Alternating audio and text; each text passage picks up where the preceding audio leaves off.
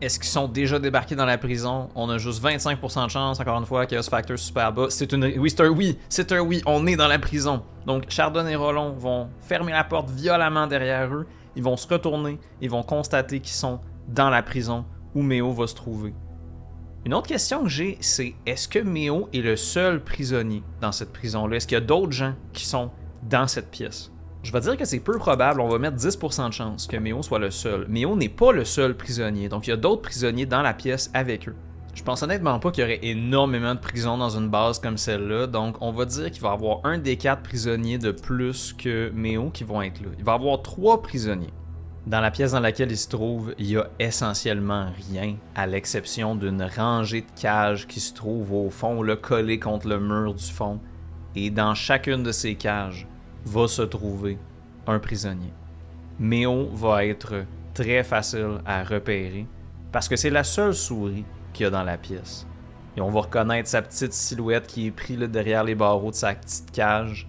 Et les autres cages vont contenir...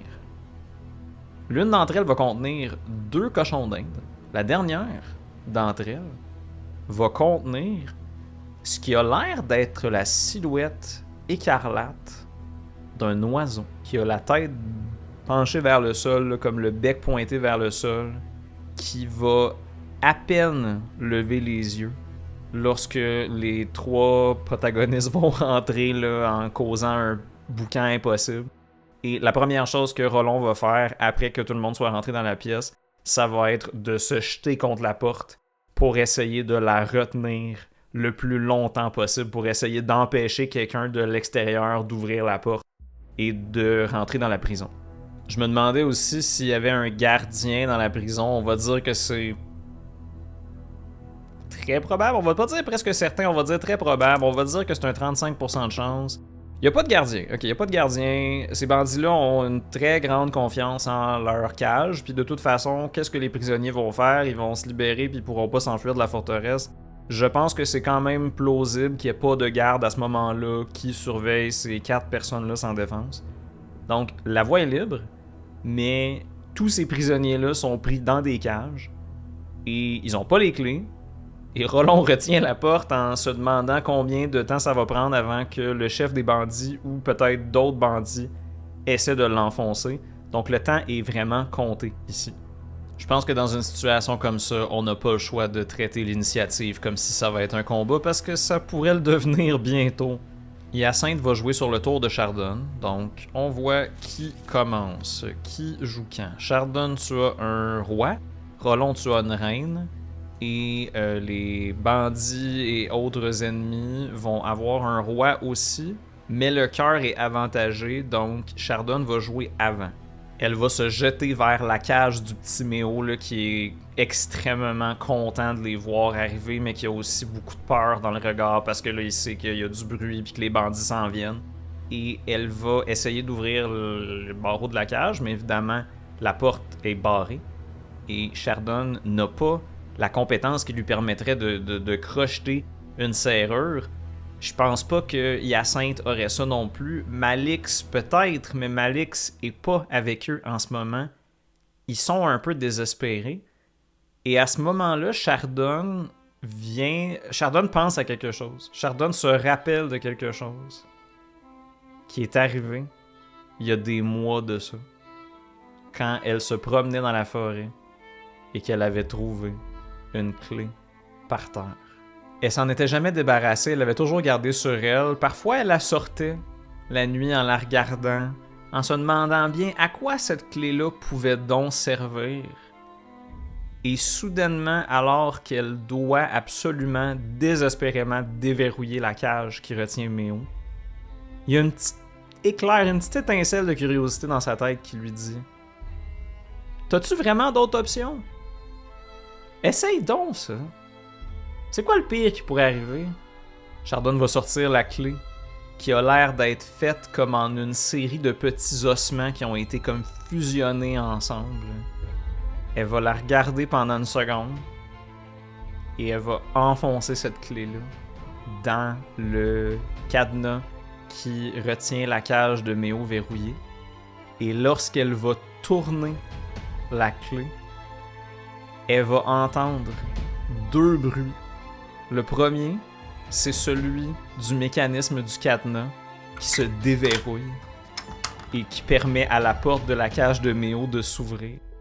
Mais le deuxième bruit qu'elle va entendre, c'est un crack viscéral et retentissant qui va être entendu non seulement dans ses oreilles, mais qu'elle va ressentir dans sa main, dans les doigts qui retiennent la clé. Parce que cette clé-là, je sais pas si vous vous rappelez quand elle l'avait trouvée, mais c'était pas un objet très gentil, c'était un objet qui était très inquiétant. Et la clé va déverrouiller ce que Chardon veut qu'elle déverrouille, mais elle va aussi... elle va comme demander un genre de taxe. Et Chardon va se prendre une blessure immédiatement. Elle va avoir une douleur extrême dans les doigts, comme si la clé, en la tournant, là, elle venait de se casser toutes les jointures des doigts. Elle va pousser un cri de douleur, mais aussi une petite exclamation de joie, alors qu'elle va voir la porte s'ouvrir et Méo sortir, puis lui faire un câlin, là, la serrer très très fort dans ses petits bras. Et elle va être comme un peu tiraillée entre la terreur totale de ce qui vient de lui arriver et la joie de retrouver le petit gars. Mais il n'y a pas beaucoup de temps pour des célébrations. C'est au tour du chef des bandits et il va essayer d'enfoncer la porte que Rollon retient. Rollon a son immense dé de force et son D6, mais le chef des bandits, honnêtement, est aussi très très fort. On va voir qui arrive à forcer le plus. C'est une égalité. Dans les deux cas, on a un 3. Dans le cas d'une égalité, je vais donner l'avantage aux défenseurs juste parce que je pense que c'est un petit peu plus facile de retenir une porte que de l'ouvrir, que de la défoncer là en kickant dedans. Donc, je vais donner l'avantage à Rollon pour cette fois-ci. Rollon va réussir à retenir la porte de peine et de misère, mais il réalise que la personne de l'autre côté, elle est très forte et qu'elle est furieuse et qu'elle va rentrer si on lui laisse le temps là, de se réessayer quelques fois. Je réalise que j'ai oublié de faire agir Hyacinthe. Hyacinthe va se mettre à parcourir la pièce à la recherche soit d'une clé ou de quelque chose qui pourrait y ressembler, ou elle va essayer de trouver quelque chose qui pourrait se placer contre la porte, genre un banc ou une chaise, pour la retenir et permettre à Rollon d'agir pendant que le chef des bandits essaie de défoncer la porte. On va lui faire un jet pour voir si elle arrive à repérer quelque chose. Ok, elle va réussir à trouver un des trucs qu'elle cherche. Est-ce qu'elle trouve les clés? Moi, je pense qu'une prison qui est pas supervisée, je pense pas qu'on va laisser les clés traîner proches des prisonniers, tu sais, juste au cas où il y en a un qui réussisse à trouver comme un stratagème là, pour s'en emparer. Fait qu'on va dire qu'il y a 5% de chance que les clés soient comme accrochées au mur, là, pas très loin des cages. C'est pas le cas. Fait que les clés ne sont pas là, ou en tout cas, elles ont pas l'air d'être là. Mais Hyacinthe va quand même être capable de trouver ce qu'elle cherchait, donc elle va trouver un genre de tabouret, probablement utilisé par les occasionnels gardiens de la prison, et elle va le prendre, le traîner jusqu'à la porte, et elle va le positionner pour aider Rollon à retenir la porte. Rollon saura pas trop quoi faire, honnêtement. D'un côté, il y a la porte qui est en train de se faire défoncer. De l'autre côté, il y a Chardon qui tient Méo, mais qui tient aussi sa main, qui a l'air d'avoir des doigts qui ont comme été tordus, ou bref, qui a l'air d'être en douleur atroce. Et il y a d'autres prisonniers à sauver, mais ils n'ont pas le temps de les sauver. C'était pas prévu. Est-ce qu'il y a même une sortie à cette pièce-là qui est autre que la seule porte qu'ils ont vue jusqu'à maintenant? Est-ce qu'il y a une fenêtre qu'ils peuvent emprunter? Je pense que Rollon a encore plus envie de sauver les prisonniers et qui va prendre un des meubles qui se trouve là, probablement comme une table qui traînait à côté de la chaise que Hyacinthe a trouvée. Il va prendre la table à deux mains, il va regarder la cage des deux cochons d'Inde et il va leur dire « Reculez, vite! » Et il va prendre un élan et il va essayer de jeter la table, de la fracasser contre les barreaux de la cage, voir s'il est capable d'en casser un ou s'il est capable d'en plier un. Son but, c'est pas de détruire la cage, mais c'est de créer juste comme une petite ouverture qui serait assez grosse pour qu'après ça, ils puissent comme tordre les barreaux. C'est des bandits qui sont au milieu de la forêt. Moi, je pense pas qu'ils ont accès là, à genre de la métallurgie extrêmement poussée. Moi, je pense que leurs cages sont peut-être un peu bon marché. Puis que ça devrait être possible pour Rollon de les détruire. Ou en tout cas de les amocher. On va lui faire un autre jet de force. Ok, on a un 4. Un 4, c'est une réussite. Et il va être capable de l'endommager. Donc, la cage va pas comme exploser en morceaux, mais il va avoir comme un ou deux barreaux qui vont plier. Et ça va peut-être lui permettre de les détruire à un round subséquent. Parlant de round subséquent, on y est déjà, Chardon. Oh my god! Bon, ben ça part mal. J'allais justement dire que Rollon, parce qu'il est hésitant, il devrait piger 2 cartes. Hein. J'ai encore oublié cette mécanique-là, mais... En fait, non, attendez. Rollon aurait dû piger cette carte-là, puis le bandit aurait dû piger cette carte-là. Donc les bandits vont jouer après Rollon, mais avant Chardon. Fait que c'est vraiment... Wow, c'est la pire initiative que j'ai vue de ma vie. Tout le monde a juste des 2 et des 3.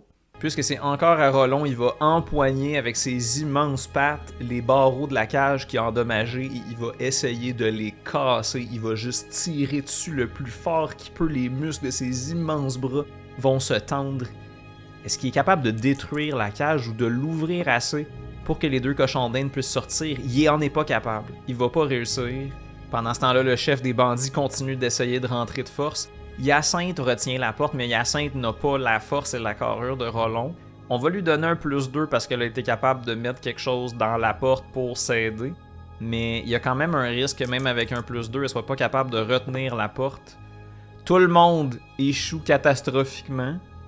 Mais il y a juste les wildcards qui peuvent faire des échecs critiques. Donc, le chef des bandits va échouer critiquement.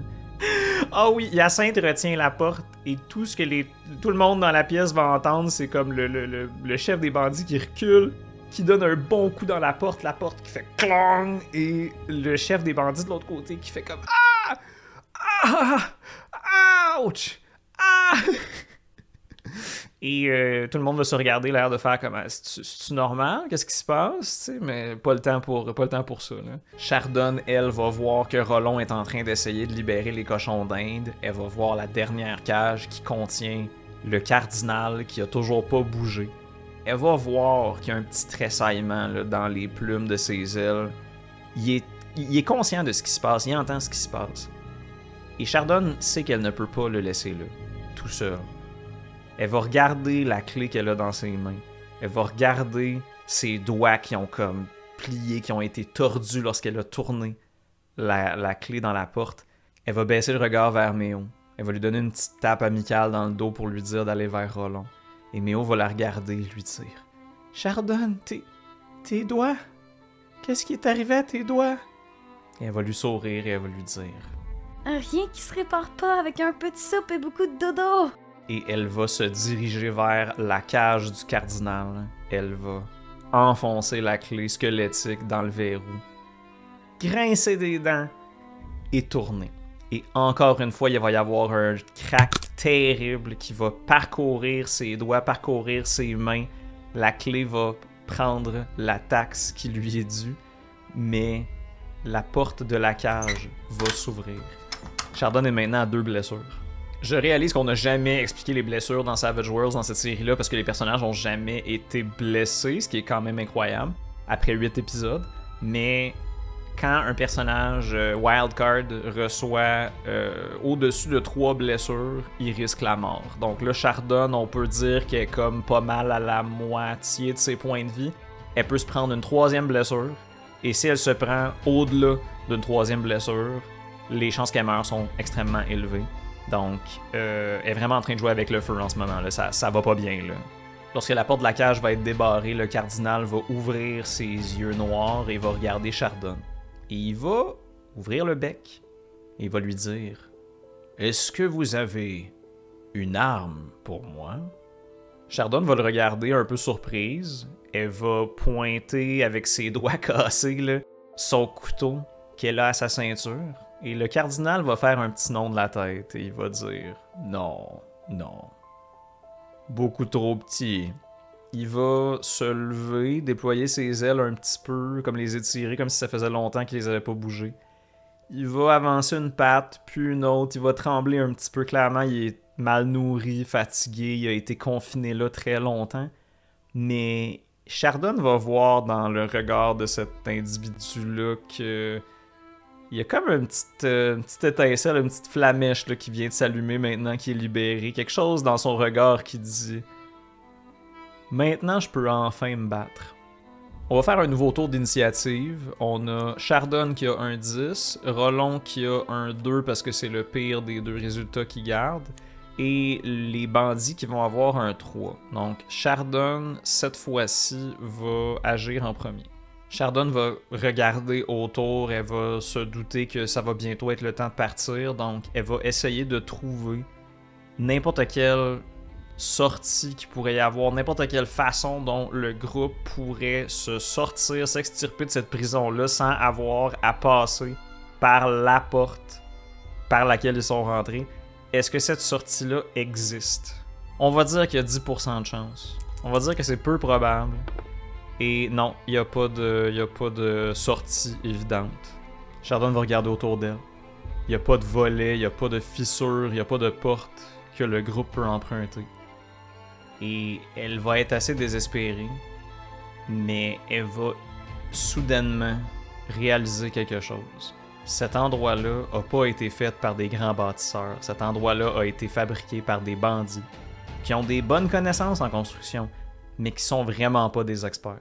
Et elle est capable de voir qu'il y a quelque chose de pas super solide dans cette structure-là.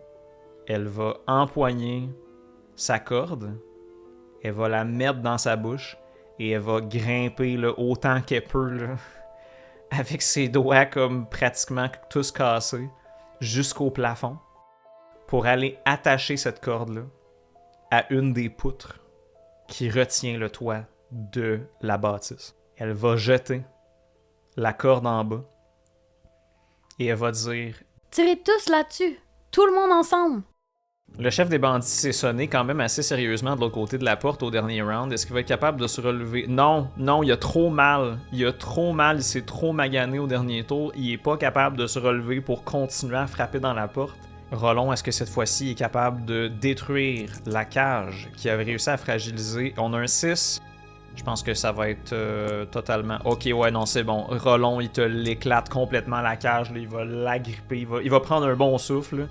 Agripper les morceaux de barreaux qui ont été fragilisés. Et il va là, te déchirer la cage en deux comme si c'était du carton-pâte. La cage de bois va éclater en morceaux. Et il va falloir qu'il retienne là, le toit, là, le plafond de la cage pour l'empêcher de tomber sur la tête des pauvres cochons d'Inde. Qui s'extirpent de la cage en le remerciant. Et qui vont se jeter vers la corde que Chardon leur a désignée pour l'empoigner. Rollon va aussi s'approcher de la corde pour suivre le groupe. On a un nouveau tour. Qui agit dans quel ordre? Chardon a un 7, Rollon a un 5 et les bandits ont une reine. Est-ce que le boss des bandits se relève ce tour-ci? Il va se relever. Il va essayer de défoncer la porte qui est retenue par Hyacinthe. Est-ce qu'il va réussir? On a un 5 des deux côtés.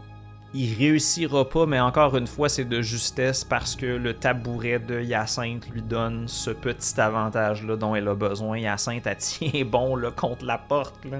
C'est ensuite à Chardon et à tous les autres personnages. Honnêtement, je vais faire jouer Rollon en même temps. Là. Tout le monde va se jeter vers la corde pour l'agripper et va tirer vers le bas, là, comme en 1, 2, 3, go, OIS, peu importe. Là. Ils vont tirer tous en même temps. Dans le but de faire chavirer, de faire casser la poutre qui retient le plafond de ce bâtiment-là.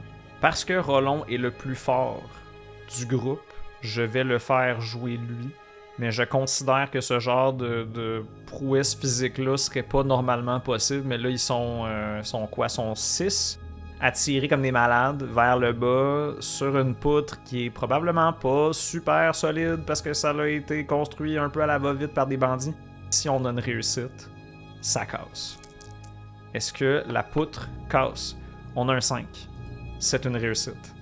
On n'a pas de raise par contre. Donc le toit va pas là, s'effondrer complètement, là, mais la poutre va casser Et il va y avoir comme une ouverture, là, un interstice dans le plafond de la prison qui va apparaître. On va voir le ciel étoilé au travers et on va entendre les cris des bandits dehors. Nouveau tour d'initiative. Chardon, tu as 10. Rollon, tu as un roi, pardon, pas un as, ça serait le meilleur. Mais les bandits ont un joker, les bandits peuvent agir quand ils veulent, puis ils ont un +2 à toutes leurs actions à partir de maintenant. Le boss des bandits va essayer de défoncer la porte. Est-ce qu'il va réussir cette fois-ci? Un +2. Ok, oui, c'est une réussite totale, c'est sûr qu'il réussit. La porte que Hyacinthe essayait désespérément de retenir va craquer. Et le tabouret là, qui la retenait va voler un peu plus loin. Hyacinthe va être propulsé vers l'arrière et réussira pas à retenir la porte. Et tout le monde va voir le lièvre grand, sombre, avec une colère noire dans le regard. Il va avoir dégainé son arme et il va reconnaître immédiatement les gens qui sont devant lui. Vu que tous les autres personnages peuvent jouer en même temps, Chardon va aller chercher sa corde et elle va aller comme l'attacher au toit de la forteresse pour que les gens puissent se hisser vers le haut, prendre la corde et s'en aller. Le cardinal est capable de voler. Hein? Il a beau avoir les ailes un petit peu atrophiées, il est quand même capable de se hisser un petit peu plus haut. Et il va agripper Méo par le collet de son chandail. Et il va être capable de le hisser, de battre des ailes juste assez pour jeter Méo comme dans le petit trou qui s'est formé dans le toit pour qu'il puisse s'en aller, grimper sur le haut de la prison. Le chef des bandits est furieux. Il s'avance et à ce moment-là, Rollon va s'interposer entre lui et les autres. Il va lui dire: Tu m'as peut-être pris mon armure, mais tu prendras plus jamais mes amis. Le lièvre va s'arrêter un instant. Mais comme s'il devait se rappeler qu'il était censé maintenir une façade, il va se passer la patte dans les poils sur le dessus de sa tête. Il va décocher un autre sourire fier à Rollon et il va lui dire: Je prends ce que je veux, quand je veux. À commencer par ta vie, blaireau. Et il va s'avancer comme lui faire une espèce de petite tépette là, pour lui voir si Rollon va réagir. Rollon va dégainer sa lance. Et il a l'air particulièrement déterminé.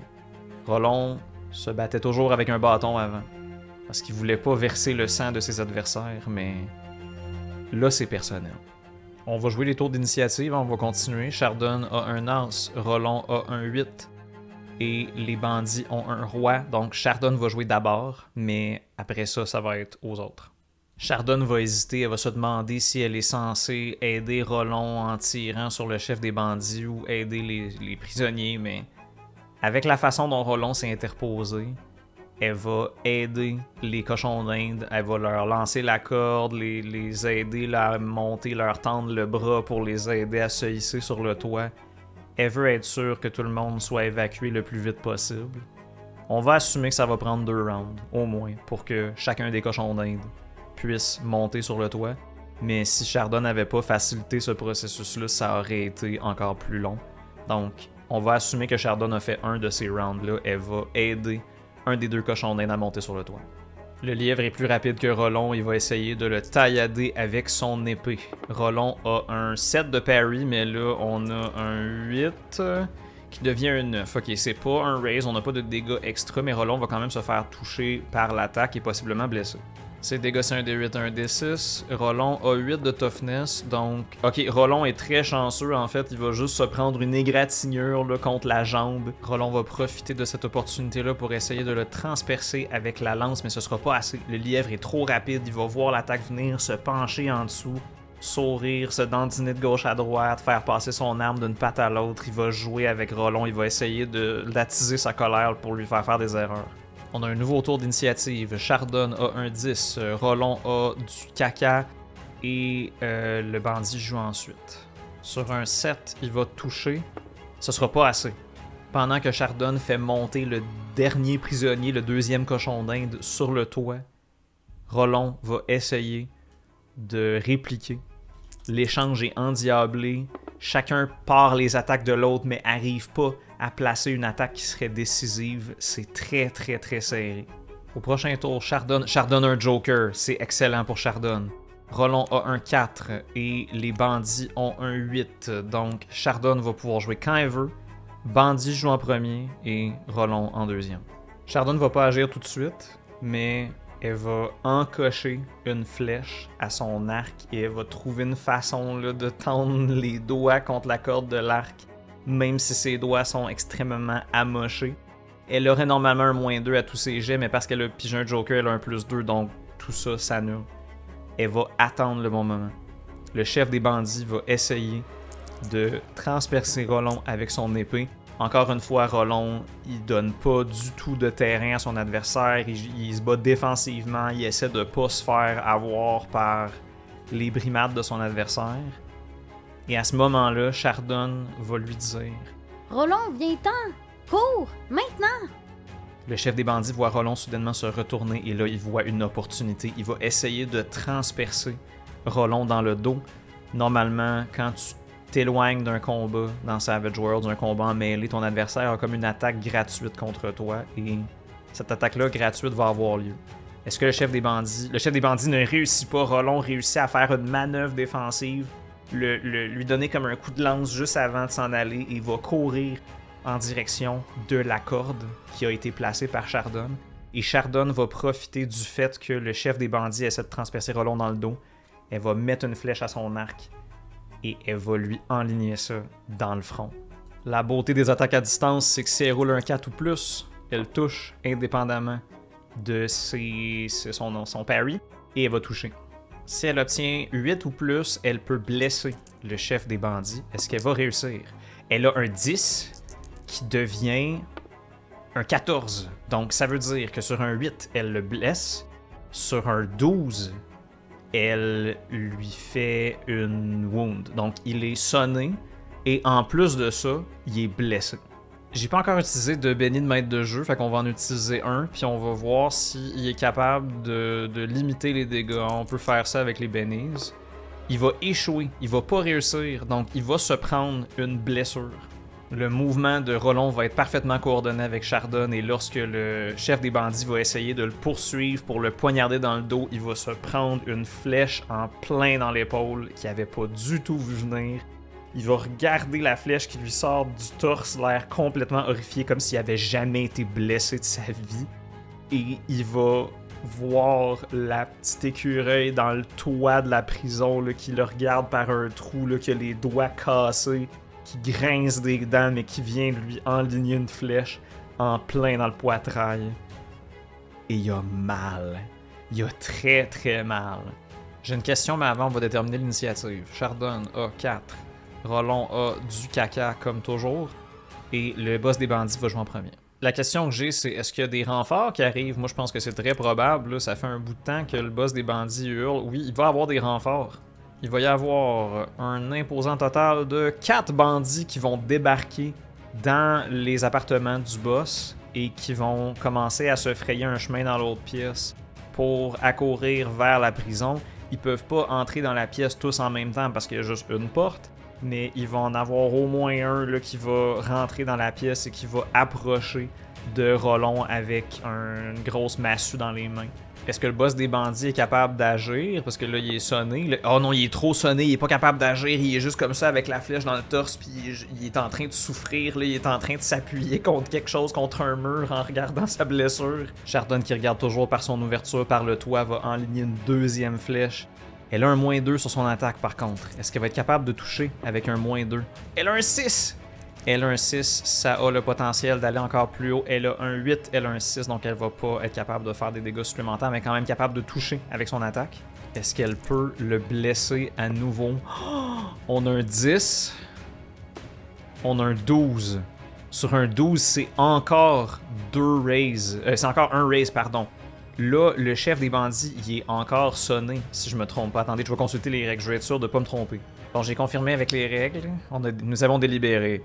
J'ai regardé dans les règles et il se prend une blessure de plus. Donc il est à -2, il est à 2 blessures, c'est comme Chardonne qui est à 2 blessures aussi. Là. Il se prend une deuxième flèche dans la jambe et il va fléchir contre le mur, il va être extrêmement endommagé.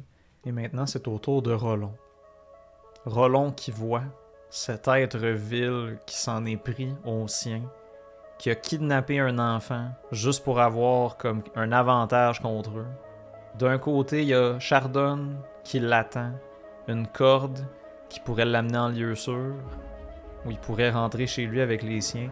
Mais de l'autre côté, il y a une opportunité de rester et de se battre et de peut-être mettre fin au règne de terreur de cet homme-là. Qu'est-ce qu'il va faire?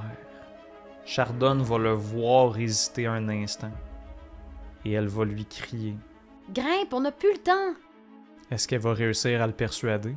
Il y a juste une façon de le savoir, hein? On brasse les dés. Wow! Si ça, c'est pas de la persuasion, je sais pas ce que c'est. Bon, c'est sûr qu'elle va réussir, hein? Elle a, oh mon dieu, elle a un 8, elle a un 11. Ici, bon, elle a un 11. C'est une réussite avec un raise. Partez. Je vais les retenir. Je vais plus jamais abandonner mon poste. Et Chardon de lui répondre.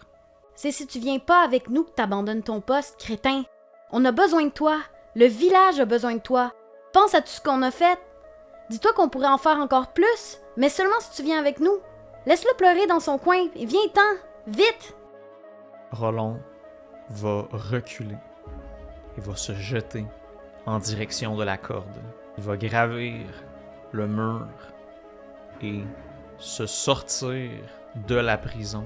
Il y a probablement des bandits qui vont essayer de le rattraper, qui vont lui tirer des flèches ou lui lancer des haches ou essayer de le piquer là, avec une lance ou je sais pas quoi pendant qu'il grimpe. On va faire 2 jets d'attaque. On va y aller avec un 5 et plus qui touche. Bon, Rollon va se prendre un coup.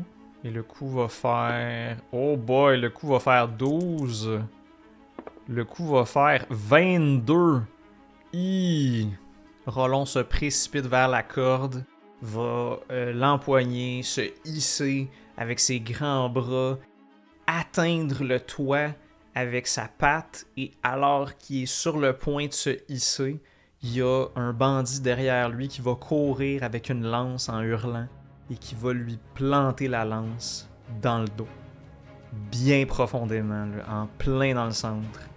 Rollon va pousser un cri de douleur et il va être paralysé l'espace d'un instant. Ça va pas bien. Rollon est maintenant à 3 blessures parce qu'il s'est pris un immense coup et il est secoué. Par contre, les autres gens qui étaient sur le toit étaient prêts à le tirer, à le sortir de là dès qu'il allait mettre la main en haut. Et tout le monde va se mettre ensemble pour l'agripper et le tirer sur le toit. Par contre, quelque chose que j'avais oublié, c'est que Rollon a un béni, gang. Rollon est capable de voir s'il peut réduire les dégâts qu'il s'est pris. Là, présentement, il était à 3 blessures. Il est capable de réduire de 1 blessure. Donc, il va être à -2, mais il est quand même extrêmement mal en point. Coudonc, tout le monde est à -2. Chardon est à -2. Rollon est à -2. Le chef des bandits est à -2. Party. Le groupe est maintenant sur le toit. Ils ont l'air frais de la nuit qui leur balaie le visage. Et alors que Rollon se fait hisser sur le toit, Chardon va devoir couper la corde avec son couteau pour empêcher les bandits de les suivre jusque sur le toit. Elle va regarder autour et elle va se demander, ok, comment on fait pour s'en sortir? La corde qui se trouve sur la palissade devrait normalement encore être là, la corde de Malix. Si le groupe arrive à grimper sur la palissade, ce qui devrait être possible, parce qu'on se rappelle, c'est une forteresse, les bâtiments sont faits contre les palissades, donc s'ils sont sur le toit, ils ont juste à faire hop, puis à atterrir sur la palissade, et là ils peuvent courir jusqu'à la corde. Est-ce que la voie est libre vers cette corde-là? On va dire que c'est très probable, parce que honnêtement, il y a la distraction de Malix qui a eu lieu plus tôt, et il y a le bruit qui a eu lieu dans les quartiers du boss. Je vois pas pourquoi il y aurait un bandit qui déciderait de se promener là, ben peinard sur la palissade à ce moment-là. Donc, c'est un non, parce que facteur de chaos, super bas, blablabla. Donc, il va y avoir au moins un garde dans le chemin. Chardon va encocher une autre flèche, et elle va dire à tout le monde de courir. Et elle a un échec critique. Elle va essayer d'encocher une flèche, mais ses doigts lui font tellement mal que la corde va snap, lui échapper des doigts, se fracasser contre l'arc. L'arc va lui glisser entre les doigts, va lui échapper des mains et va glisser jusqu'en bas du toit et tomber. Chardon n'a plus d'arc. Mais à ce moment-là, le cardinal qui était sur le toit va s'emparer de la lance de Rollon qui tient comme à peine dans ses doigts. Là. Il va la prendre entre ses serres et il va s'envoler, se jeter là, comme une flèche en direction du bandit. Il va le frapper. Est-ce qu'il va tuer le bandit avec un 9 et plus? Il le tue. Il le tue. Donc le bandit se fait embrocher par la lance, tenu par le cardinal, et va se faire comme lever de terre et va tomber là, jusqu'en bas de la palissade. Alors que le cardinal continue sa trajectoire et s'envole, fait comme un petit 180 pour montrer aux gens que la voie est libre. Rollon se ressaisit, pousse un grognement, tâte sa blessure un peu, grince des dents. Il va croiser le regard de Chardon, ils vont se faire un petit oui de la tête, et lorsque le signal va être donné, ils vont tous courir sur la palissade. Et en bas, ils vont voir les bandits qui sont en train de réaliser, qui sont en train de s'enfuir par la palissade, qui sortent des quartiers du boss en les pointant du doigt, en attirant l'attention de leurs congénères vers eux. À ce moment-là, tout le monde va se jeter en bas de la palissade en empruntant la corde et en se laissant glisser un par un. Chardon n'aura pas besoin de la corde, elle va juste grimper jusqu'en bas avec ses pattes. Le cardinal va prendre Méo, va descendre avec lui. Rollon et les cochons d'Inde vont avoir le temps là, de se jeter en bas. Est-ce qu'ils vont recevoir des blessures? Est-ce que les bandits vont avoir le temps là, de leur tirer une flèche ou quelque chose qui pourrait les mettre sérieusement en danger? Je pense qu'ils ont au moins à se prendre quelques attaques. On va déterminer le nombre d'attaques qu'ils vont devoir subir avant d'être hors de portée des flèches et en sécurité. 2 attaques. C'est honnêtement pas beaucoup, mais les bandits sont pas mal distraits, ils étaient éparpillés un peu partout. Bref, je pense que c'est quand même raisonnable qu'il y ait 2 attaques qui aient une chance de les abattre.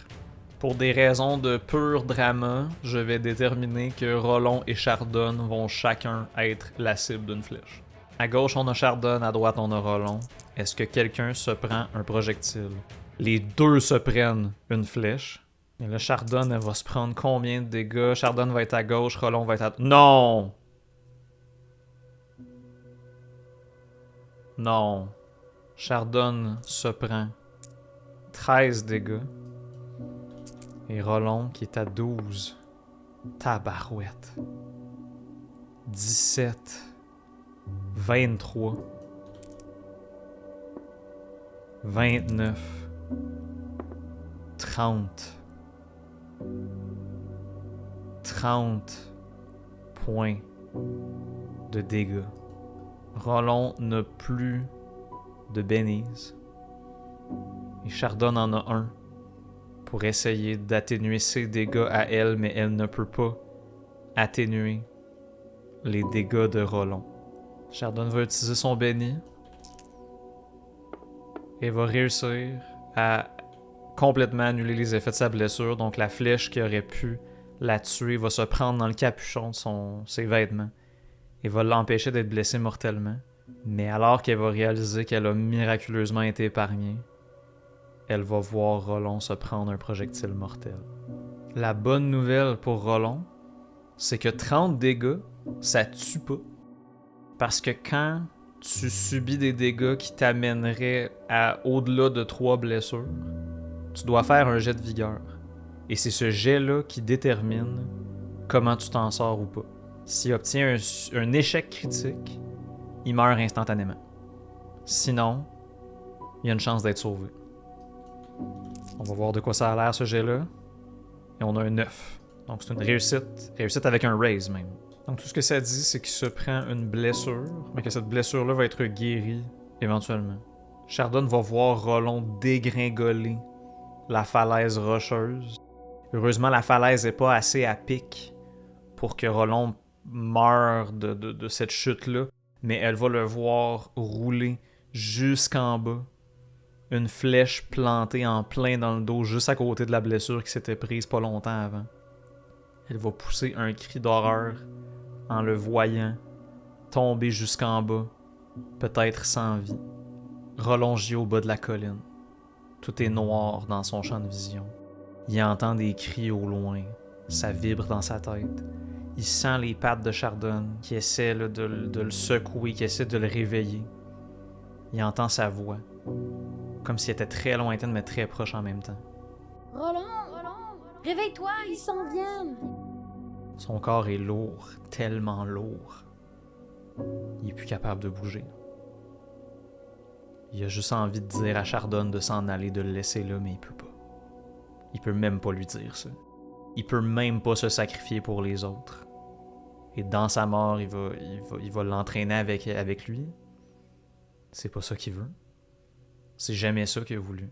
Et au moment où il utilise la dernière parcelle de conscience qui lui reste pour essayer de dire à Chardon « Sauve-toi, va-t'en », il y a quelque chose en lui qui va s'éveiller.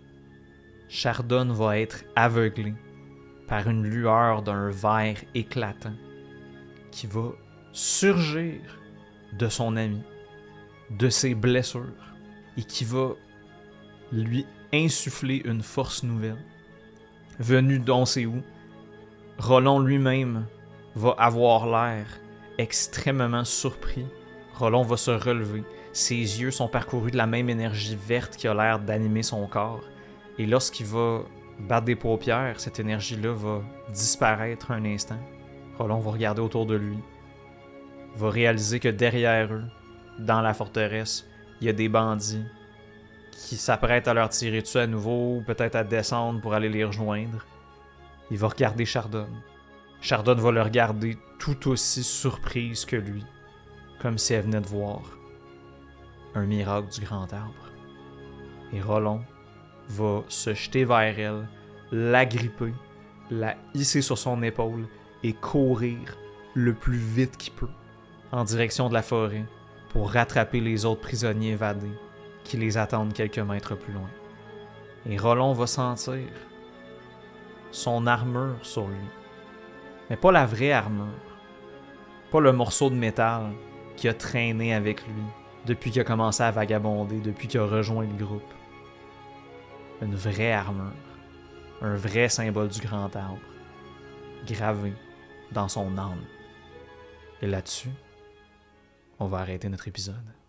Gang, je sais pas si ça paraît, mais ça fait à peu près 3 heures, voire 4 heures que j'enregistre cet épisode. 3 à 4 heures de jet de dés, de rebondissements, de trucs auxquels je m'attendais absolument pas.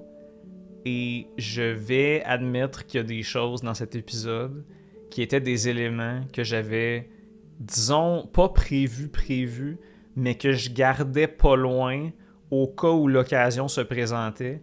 Et je peux vous dire que tous les jets de dés que vous avez vus étaient réels, étaient legit. Il n'y a pas eu de fudging ou quoi que ce soit. Et j'ai hésité pour la fin de cet épisode, mais je vais vous dire une chose. Il y a plusieurs épisodes quand j'avais annoncé que Roland allait avoir un dé de spirit supplémentaire. C'était pas juste pour qu'il puisse mieux tanker. C'était dans l'optique qu'il y ait éventuellement un éveil comme celui que vous voyez là dans cet épisode. C'était prévu. Je savais pas comment ça allait arriver. Je savais même pas si ça allait arriver, en fait. Et ça aurait pu arriver dans une circonstance où il aurait pas pu s'en sortir, où il aurait quand même été entouré d'ennemis, où il serait mort quand même. Je vais prendre cette opportunité-là que les dés nous ont donnée. Et rassurez-vous, vous allez avoir des explications, vous allez avoir un peu plus de contexte derrière ce qui vient de se passer. Mais holy crap, les jets de dégâts à 30 damage, puis les trucs comme ça, c'est pour ça que vous devez jouer à Savage Worlds, sauf si vous vous attachez à vos personnages. Là, jouez pas à Savage Worlds, vous allez passer proche de faire une crise cardiaque comme moi 4 fois dans cet épisode. Je vous remercie encore pour toute l'attention que vous accordez à cette série, j'ai encore beaucoup de plaisir à la faire. Et j'ai hâte de la continuer après les fêtes. Et je vous dis à bientôt.